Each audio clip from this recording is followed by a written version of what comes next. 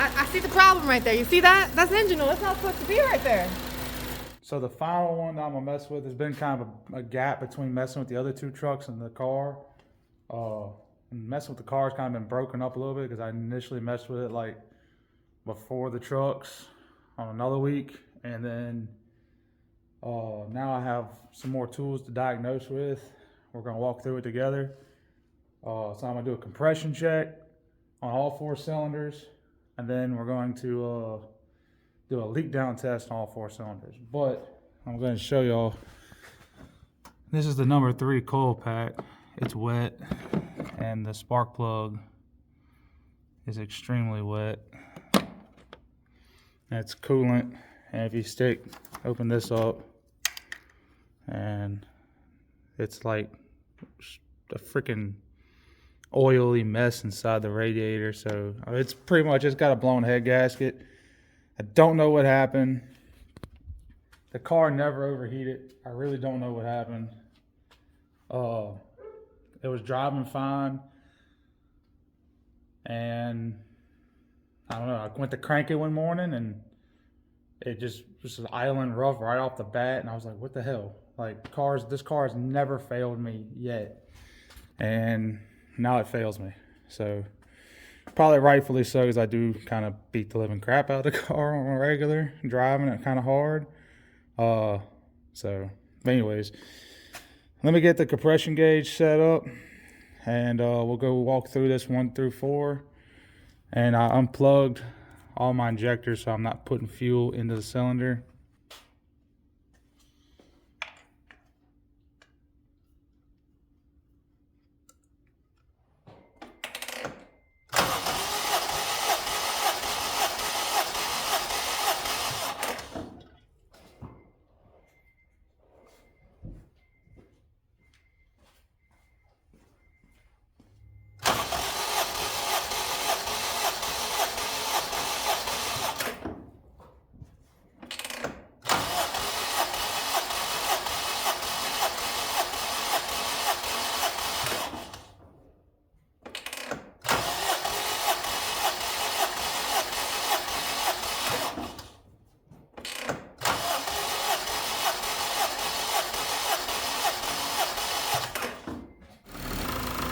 Not turning yellow. I don't even think it's turned like a green color, huh?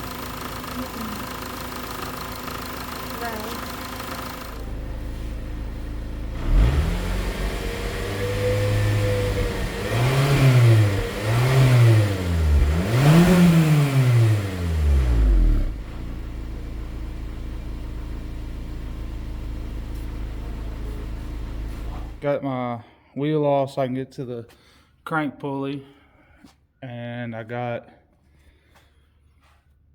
this is how I'm checking my height for my top dead center on my pistons. So right now I have cylinder 1 at top dead center. See, it goes down, it goes up. There's like a dead spot, like right there. That's why I'm calling top dead center. Okay, so we're gonna do this leak down test. It's my first time doing this, so I was kind of reading over everything.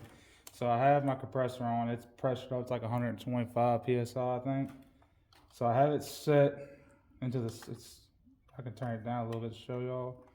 In the set range right here, I set it to the 0, which is about 30 PSIs. Wait, oops, a little too far.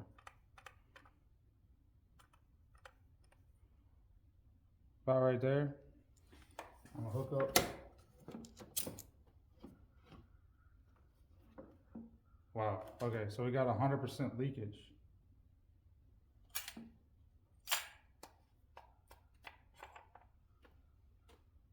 Somewhere.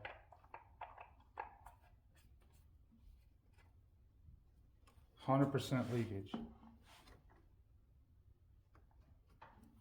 Let me crank it up a little more, see if we can. Sounds like it's just jumping from cylinder to cylinder. All right.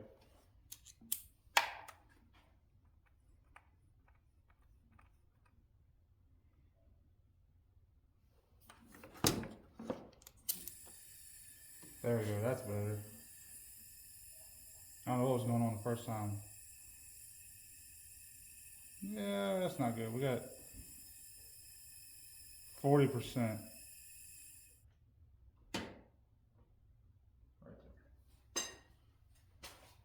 According to that paper, if you listen to all your different leak points, if you're hearing it go from cylinder to cylinder, it's definitely head gasket, right? Which I knew going into this.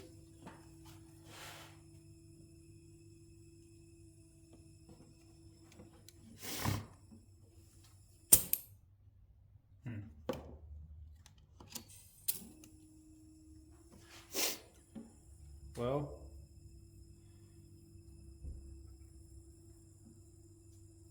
I'd say that's pretty good if it ain't moving out of the set range. So, I mean, sorry, my allergies all of a sudden just started acting up. Yeah, I'm good with that. Cylinder 2 is pretty good. So for whatever reason, cylinder 1, I pressured it up and you can hear it in another cylinder, which according to this, I'll show y'all the paper. This is all the locations you should be listening for. Adjacent cylinder for head gasket leakage. Too bad down in there. All right, so cylinder 3, it's already set. Yeah, we got, oh, it's pushing air out of number 4. Yeah, I could feel the air coming out of number 4. So we got a busted head gasket, probably between 3 and 4 right here. But it's definitely a cylinder 3 problem because we're filling up the spark plug boot and everything is wet with oil. The dipstick is losing oil every time I crank it, I guess. Because it had more oil in there in it than that. Well, it's on angle right now. Can't really go by that. I cranked it to move it out yesterday and the freaking oil light was on, but it doesn't make sense because it has oil. So go look at see what that's going to be. All right. Let's do cylinder 4.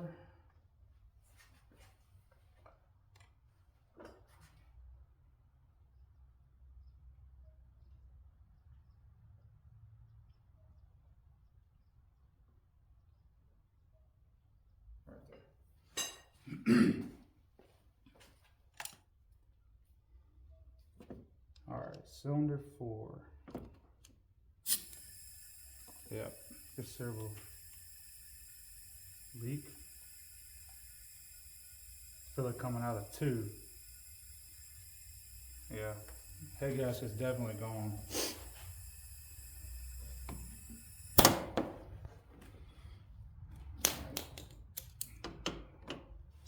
So, let me go get my bore scope and we'll take a little adventure down inside these cylinders and see what's going on.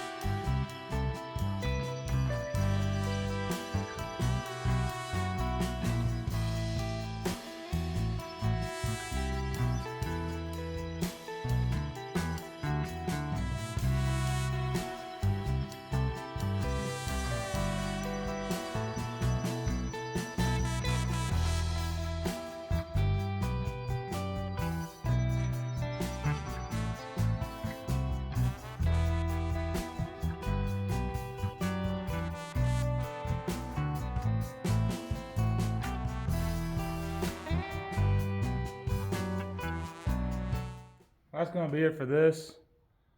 The car is basically just gonna sit until I get ready to work on it because it needs time and job. Because the time and chain kit on here has probably got the full mileage of the car that was just like 265,000 miles on it, I think, give or take some of that.